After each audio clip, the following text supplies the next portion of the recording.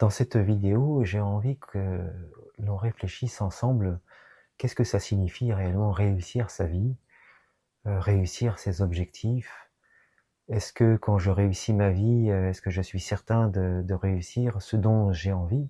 Finalement, une fois que je l'ai, quelquefois, il y a bien des gens qui se rendent compte que c'est pas exactement ce qui les rend heureux. Alors, dans quelle mesure, en fait, l'objectif qu'on suit est vraiment le nôtre, celui qui nous correspond? Si on ne s'est jamais posé la question suivante, qu'est-ce que j'ai vraiment envie de faire? Est-ce que on ne suivrait pas le chemin désigné par nos parents, dans un premier temps, désigné par nos professeurs, après, quand on va à l'école, par tous les gens qui auraient pu nous conseiller? J'aimerais qu'on se pose cette question. Peut-être que vous vous êtes jamais posé cette question. Qu'est-ce que j'ai vraiment envie de faire? Qu'est-ce que c'est pour moi réussir ma vie? Pas réussir la vie de quelqu'un d'autre, réussir votre vie. Dans les vidéos précédentes, on s'est déjà sensibilisé à l'intérêt de sortir de l'état d'urgence dans lequel on se met souvent, surtout quand on a du stress, le stress de réussir quelque chose justement, le stress des contrariétés de la vie quotidienne qui peuvent s'installer et puis on s'obstine à tenir un cap qui n'est peut-être pas le nôtre et on bascule dans un pilotage automatique d'une certaine façon, un rythme, un certain comportement, un ensemble d'habitudes, de réactions qui fait qu'on arrive à survivre. Mais voilà, survivre, ce n'est pas vivre. Une fois qu'on est sorti de ce pilotage automatique, qu'on a repris les commandes dans une certaine mesure, il faut remplacer ce vide par quelque chose. Sinon, fatalement, on va retomber dans ces mêmes habitudes dès qu'il va y avoir un peu de stress.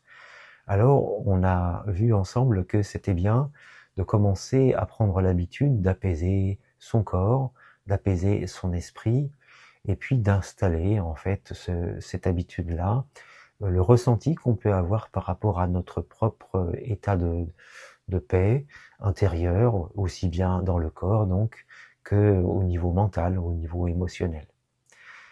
Alors maintenant, une fois que on a récupéré d'une certaine façon une clarté d'esprit, une capacité de réfléchir plus sereine, plus détendue, et on y voit plus clair tout simplement, eh bien c'est peut-être là le moment de se poser la question, qu'est-ce que j'ai vraiment envie de faire?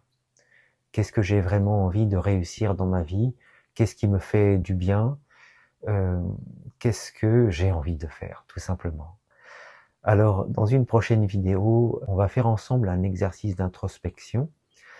On va commencer à observer comment notre corps réagit lorsqu'on a certaines affirmations.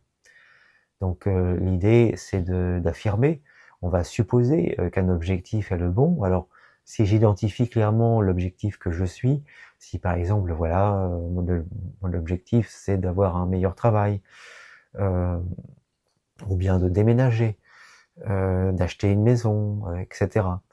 Et bien je vais par exemple, en prenant la dernière, voilà, je vais donner l'affirmation suivante, voilà, je suis dans la maison de mes rêves, je suis dans cette maison que j'ai fini par acquérir, et comment je me sens maintenant.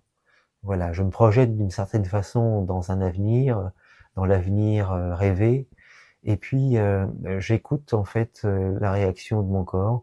Je suis à l'écoute de toutes les sensations physiques et émotionnelles aussi, hein, comment je me sens émotionnellement.